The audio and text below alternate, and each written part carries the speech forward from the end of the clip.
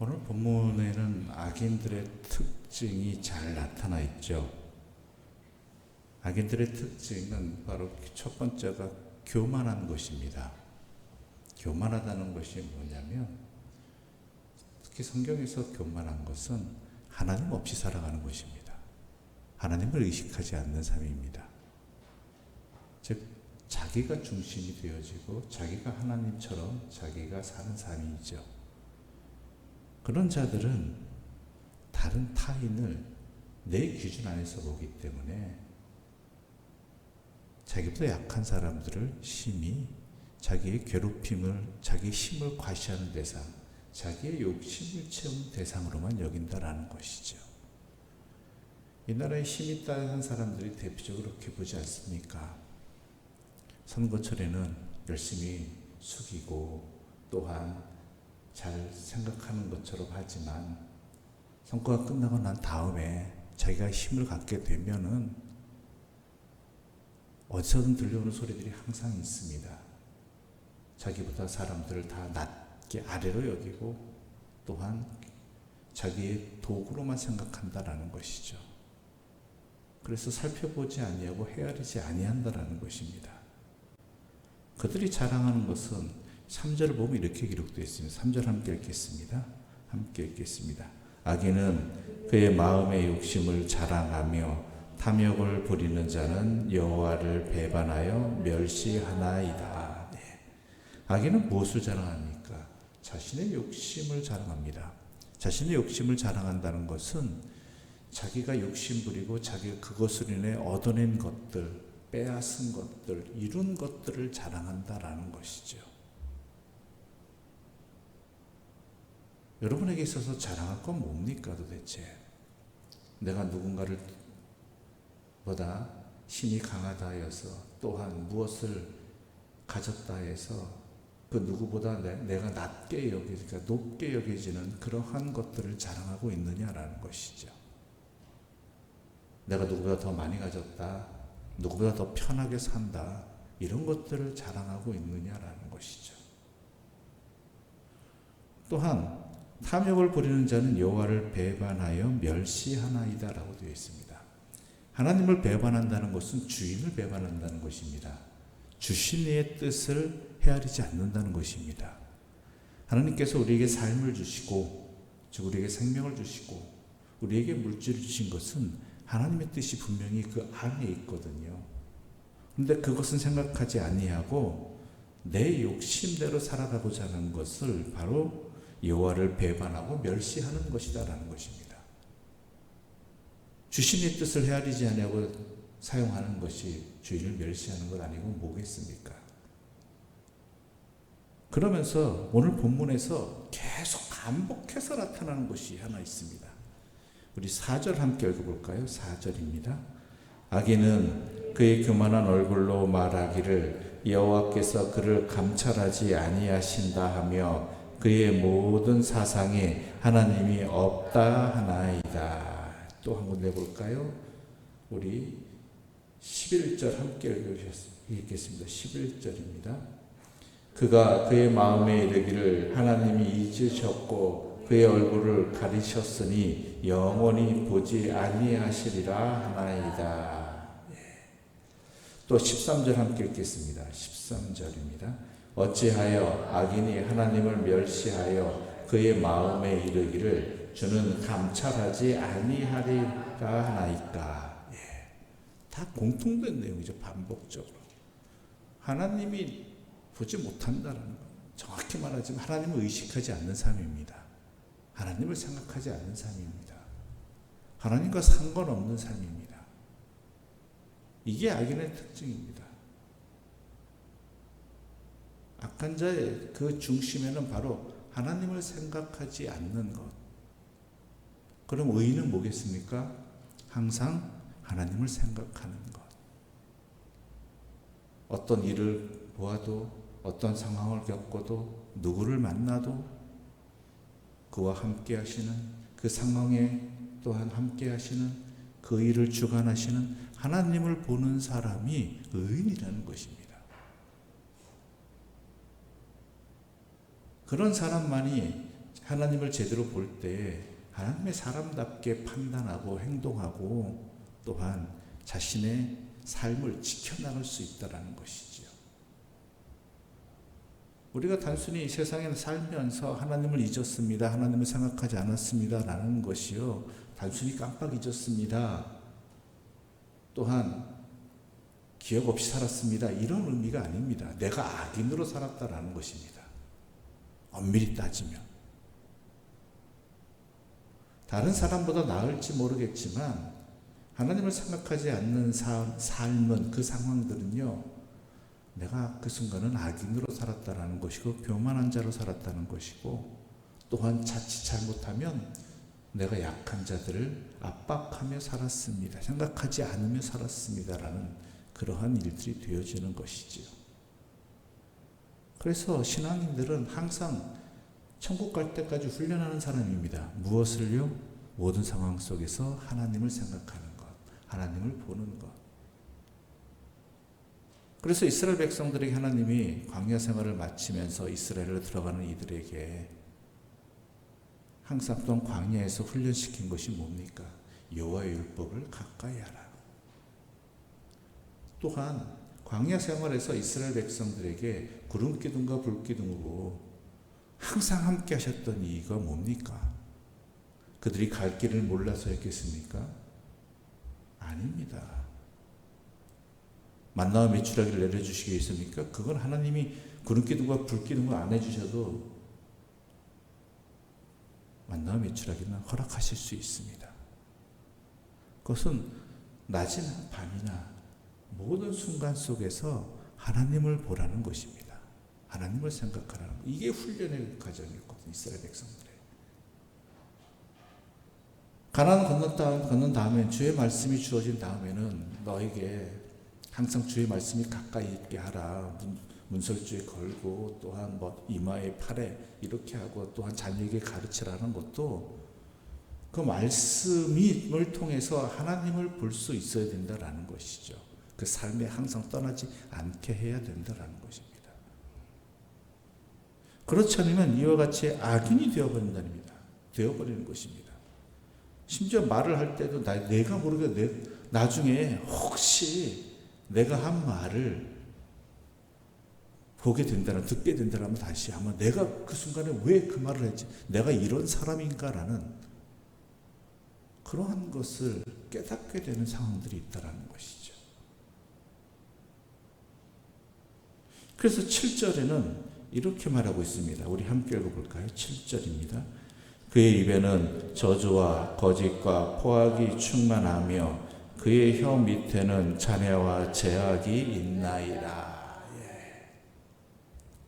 말조차도 이렇다라는 것이에요.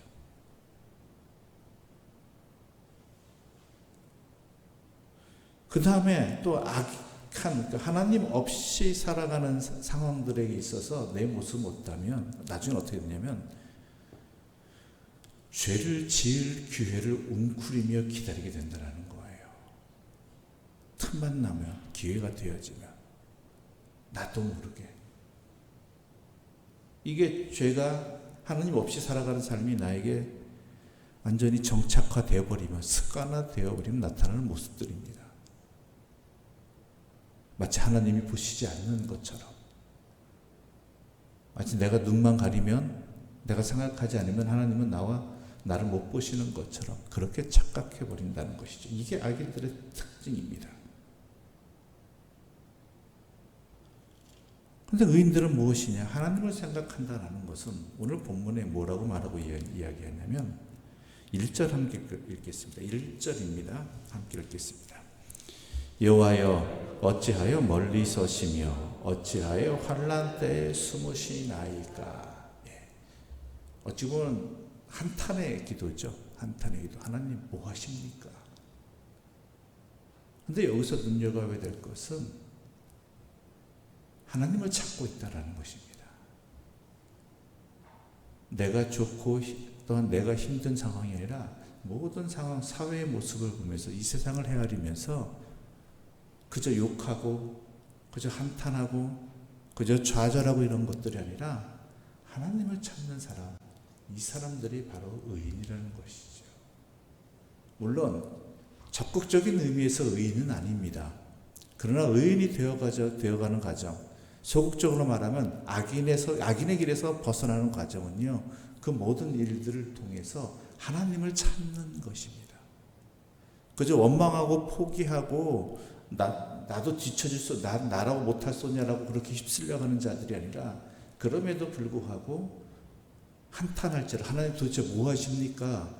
하나님 왜 그러십니까? 왜 가만히 계십니까? 할지라도 하나님을 찾는 이들, 그런 사람들이 복이 있는 사람이고 그런 사람들이 의인이라는 것이죠. 왜요?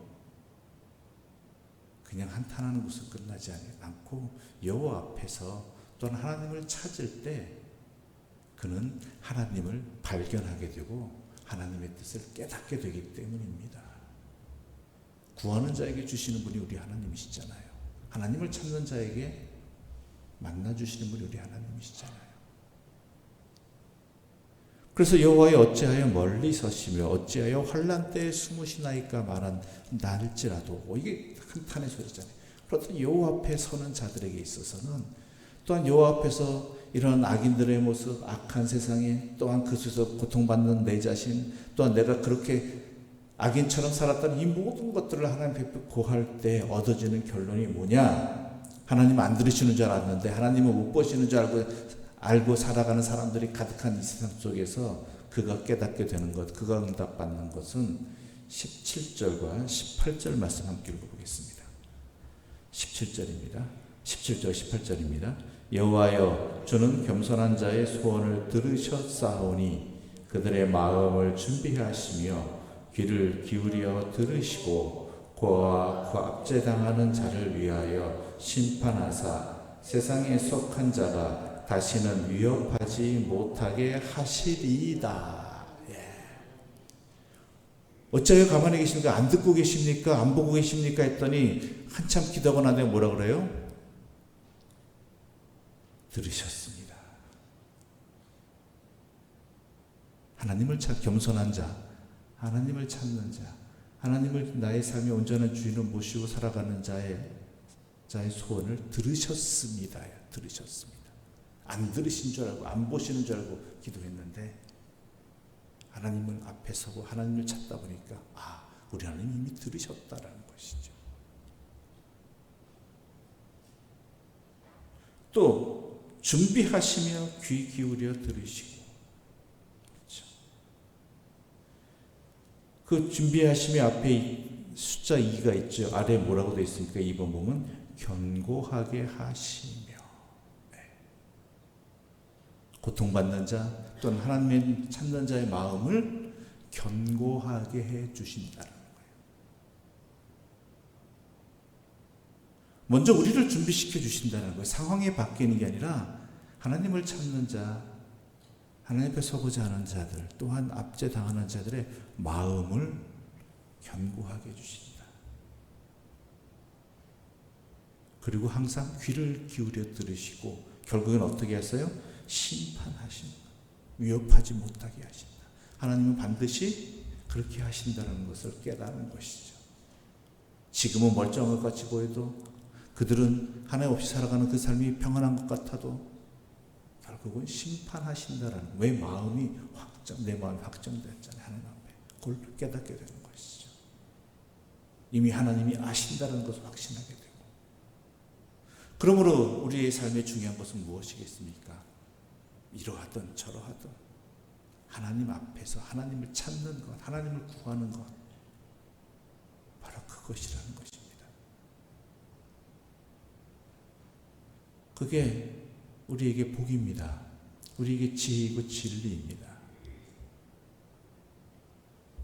하도 세상에 그런 일들이 많이 벌어지고 또한 그런 사람이 많다 보니까 우리는 나 자신도 모르게 그냥 포기하고 그러려니 하고 살아가고, 때로는 나도 모르게 거기에 미혹되어지고 그렇게 살고 싶은 삶의 자리가 점점 더 넓어지고 하고 그랬습니다. 나도 변질되어져 가는 과정이지요. 그렇지 않기 위해서라도 우리는 항상 하다못해 하나님을 원망한다 할지라도 하나님 앞에 서는 자가 되어야 되고 하나님을 찾는 자가 되어야 되고 하나님을 구하는 자가 되어야 된다는 것입니다. 그럴 때 내 삶이 하나님 앞에 단단해지고 하나님을 깨닫게 되고 또한 하나님의 섭리를 확신하게 되는, 심판하심을 확신하여 내 삶을 굳건히 다져나가는, 그리고 내가 할 일을 하게 되는 은혜의 자리로 나갈 수 있는 것입니다. 오늘도 우리 주님께서는 우리를 부르셨습니다. 주님 앞에 서라고 부르셨습니다. 우리가 주님 앞에 선 은혜를 입은 자로서 주님을 찾고 주님께 간구하고 또한 주님과 동행하는 그러한 믿음의 길을 걸어가는, 단단한 신앙의 길을 걸어가는 주님의 사람들 되시기를 소망합니다. 기도드리겠습니다. 하나님 아버지 감사합니다. 오늘 시편 10편을 통해서 우리의 삶의 자리를, 특히 내 자신을 돌아볼 수 있는 기회를 주신 것 감사합니다.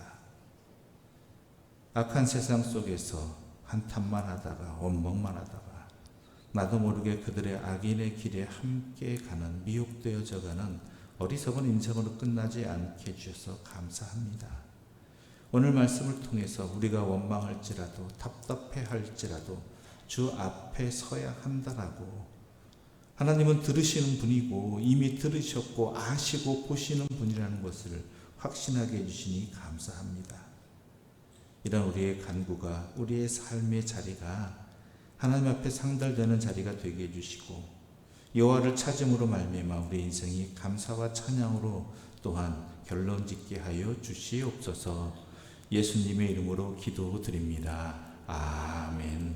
하늘에 계신 우리 아버지의 이름을 거룩하게 하시며 아버지의 나라가 오게 하시며 아버지의 뜻이 하늘에서와 같이 땅에서도 이루어지게 하소서. 오늘 우리에게 일용할 양식을 주시고 우리가 우리에게 잘못한 사람을 용서하여 준 것 같이 우리 죄를 용서하여 주시고 우리를 시험에 빠지지 않게 하시고 악에서 구하소서. 나라와 권능과 영광이 영원히 아버지의 것입니다.